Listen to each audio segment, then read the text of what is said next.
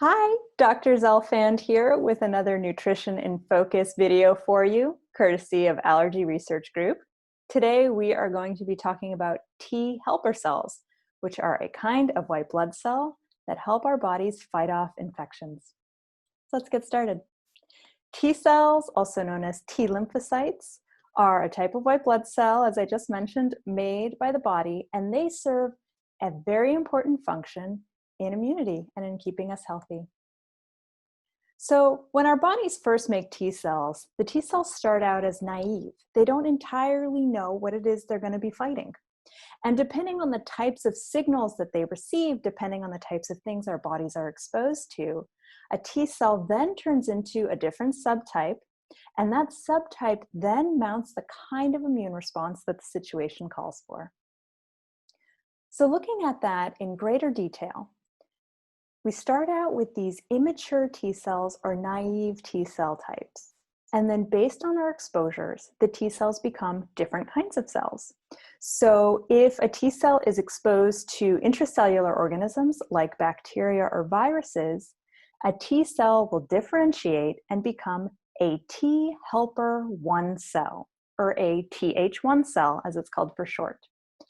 If an immature T cell encounters extracellular pathogens such as worms or parasites, then it will become a T helper 2 cell, and it will help fight off those kinds of antigens. And we also have Th3, which actually builds tolerance, and we'll talk a bit more about what that means in a moment. And an immature T cell can also become a Th17 cell, which actually mediates the inflammatory response. So I'll mention that Th1 and Th17 responses are also seen in some autoimmune diseases. So regardless of the kinds of bacteria or viral influences or the inflammatory piece, we also have certain disease states that are associated with these responses. And Th2, although it's associated with worms and parasites, we also sometimes see Th2 elevated in allergic or atopic diseases. So these are conditions like eczema, asthma, and allergic rhinitis. That picture of the runny nose and itchy eyes that many of us get in the springtime, that's also a Th2 response happening. And there's an interesting relationship that happens between Th1 and Th2. It's almost like these T cell responses are on two sides of a seesaw. So as we support Th1, we know that we can more effectively clear bacterial and viral infections because we're supporting the T helper type that fights off bacterial and viral infections. But at the same time as we're pushing up Th1, we are also suppressing the Th2 response, and in doing so, we may be suppressing allergies, our body's allergic responses to things. That can be a good thing. And likewise, the opposite is true. When we support Th2, we push our extracellular pathogen fight, which is our ability to fight off worms and parasites. It's also a response in allergic reactions. So if that's really active, we may have a weaker Th1 mounting ability. Independent of the Th1, Th2 seesaw, there's also Th3, and Th3 actually changes our Th1 and Th2 function by promoting tolerance. And what this means is it helps our bodies actually just put up with whatever they're exposed to. So a Th3 response improves the regulatory function of the immune system. It's actually a somewhat of an immunosuppressive process happening. So Th3 cells maintain self-tolerance and tolerance against innocuous non-self antigens. So what this means is that when we have a Th3 response and we breathe in something like pollen, Th3 goes, it's okay, we can tolerate this. We don't have to mount a big allergic response, and our bodies don't have to freak out in response to pollen. We can just hang out and stay at baseline. So Th3 response is really important in preventing the onset of autoimmune diseases, of allergies, and of inflammation, of conditions in which our bodies and our immune systems may be overly reacting to things that they don't have to react to. And we have a myriad of natural agents that can support Th3 function.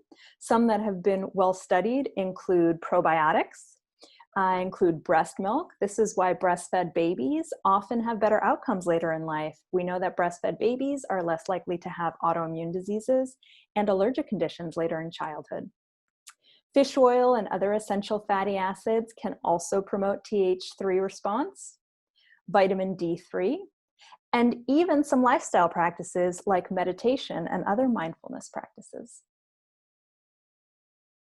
So quite opposite from Th3 is Th17, and Th17 is a kind of response that we see in inflammation. A Th17 response can drive inflammation and in turn drive tissue destruction. So we know that Th17 tends to be active or overly active in many inflammatory and autoimmune conditions. For example, psoriasis can be Th17 mediated, as well as rheumatoid arthritis, multiple sclerosis, which is an autoimmune condition affecting the nervous system. Inflammatory bowel diseases such as Crohn's disease and ulcerative colitis can also be a Th17 dominant picture, and even asthma. So what we want to do when we want to improve our health is to do things that actually minimize our Th17 response. So we want to reduce things like high cortisol states, which we typically experience when we're stressed. And blood sugar dysregulation is also something we want to steer clear of. And blood sugar dysregulation, that can mean our blood sugars are too high, like in hyperglycemia, or too low, like in hypoglycemia. And this is why eating healthy matters, what we eat matters, and also how often we eat matters, right? We don't want to starve ourselves. We don't want to gorge ourselves either. And we want to eat things that are healthy and keep our blood sugar nice and stable. So understanding the difference between Th1, 2, 3, and 17 helps arm us with the knowledge we need to make healthy choices. So the foods we eat, the natural supplements that we take, what we do to manage our stress, our choices to exercise, and our choices to meditate and engage in other mindfulness practices. All of this can support a healthy balance of T cells floating around in our body to help keep us happy and healthy throughout our lives. So thank you for tuning in to this evidence-based video, courtesy of Allergy Research Group. I'm Dr. Erica Zelfand, and I'll catch you next time. If you want to catch more videos or read more blog posts by myself and other educated individuals, please visit our blog at allergyresearchgroup.com/blog. Thanks so much for watching, and take good care.